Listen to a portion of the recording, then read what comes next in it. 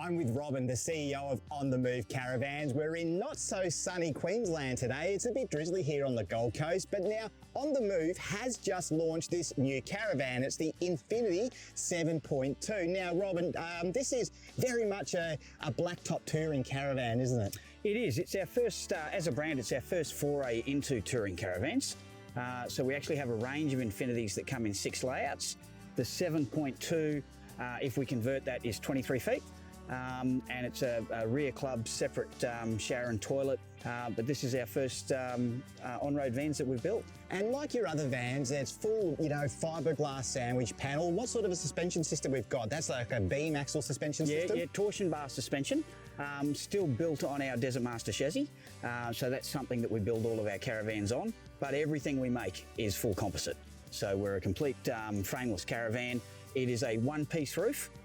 So rear wall, roof, front wall, all one piece. And what about the flooring system? We've got a honeycomb floor. It's a 40mm honeycomb floor in this. So again, no timber involved in that either. What have we got for our 12-volt system here? So we've got AGM battery.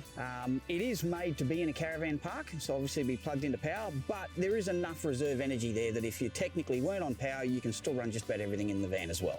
So what was you thinking in terms of branching into those sort of blacktop touring caravans that might spend more time in a caravan park than, say on the Unladen track or, the Tare?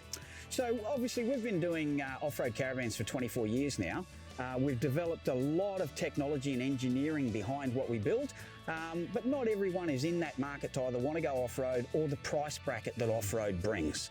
So we just thought this was now the time was right to take the technology and what we've learnt in off-road vans and bring that into a touring van so that it's more an affordable van and suits people who are not looking to go off-road and off-grid.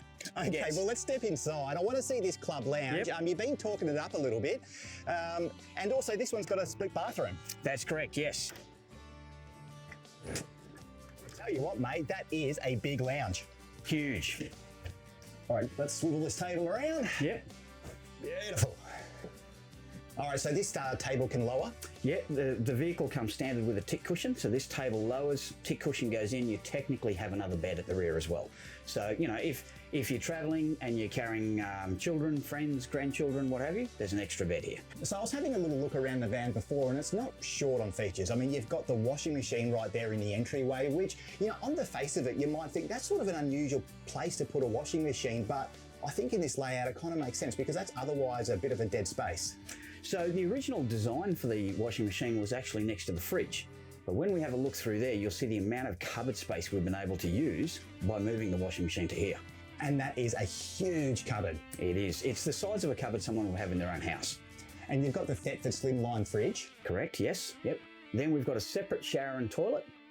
And then we lead straight into our main bedroom, which can be closed off. And the reason I really quite like the split bathroom design is it gives that sense of separation between the bedroom in the front of the caravan so that there can be still people back here having, playing board games, having a couple of drinks, and you can take yourself off the bed and have that sense of space and privacy.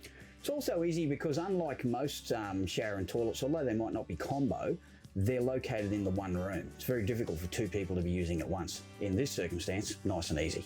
Is there anything in particular about the way you build the caravan that's worth? Yeah, well, I guess it's the same way we build our entire range, which is full composite using our patented lock and block system. So the way that works is it dovetails in the wall into the roof, and there's an aluminium block inside the roof, and at every dovetail, we screw into that aluminium block. So those aluminium blocks give you something to screw into to give you that rigidity that you need? That's exactly right. So we still have the flexibility that composite would give us, but it gives us no more than a 1mm tolerance across our entire roof. So it can still flex. What we're not doing is separating. What would be your favourite feature of this van? My favourite feature of the van is the separation between the daily living area and the evening sleeping area. So what's this? This is about 23 foot. It's a 23 foot, yes. Really what this van creates, in my opinion, is 3 rooms. So I would class this as 1 room, the kitchen becomes another room, and the bedroom is a separate room all over again. Whereas in most caravans, we've got a restriction if from a size point of view. So if we build to the average of 19'6" to 20'6", that's 1 long room. There's an inability to separate it. Now, we have to go to a certain size to do it, but 23 foot we thought was, it's about the smallest we can do it and still be able to separate down into 3. What's your philosophy in terms of the payload capacity? For a van such as this, what are you looking at, like minimum 600 kilos? Yeah, we work on 600 kilos as an absolute minimum in anything we make that's a tandem axle. On occasion, in some of our much smaller single axles, we might bring that back to 500 kilos. But the reality is this is a van that you could live in. So if you're going to live in a van, you're going to have 600 kilos worth of items in the van if you're living in it. If you're just doing day trips, 1, 2, 3, 4, 5 days, you wouldn't need that payload. But to live in it, you certainly will. And there is a ridiculous amount of overhead cupboards. What's the go? Yeah, there is. Look, when we were first looking at the design, where we're sitting now in the club lounge actually didn't have any overhead cupboards. And really, we looked at it and went, that's dead space. You mentioned it yourself before with the washing machine. If it wasn't there, that's dead space. This would be unusable, and now it's much more practical. Yeah, the idea behind it is try and never have dead space. So what we don't want to do is encroach on space. Instead, we look at areas where we're not doing anything and go, what could we do there instead? And this is a prime example. As I say, in its original design, this just went straight up to the roof, but you look at it here and go, that's a lot of storage that we wouldn't have had otherwise. Well, thanks, Robin. I appreciate the grand tour of the Infinity. And guys, if you're in the market for, a well-built caravan that will just give you that experience from one holiday park to the next, a couple of days, in a free camp here and there, I think this one could be a winner.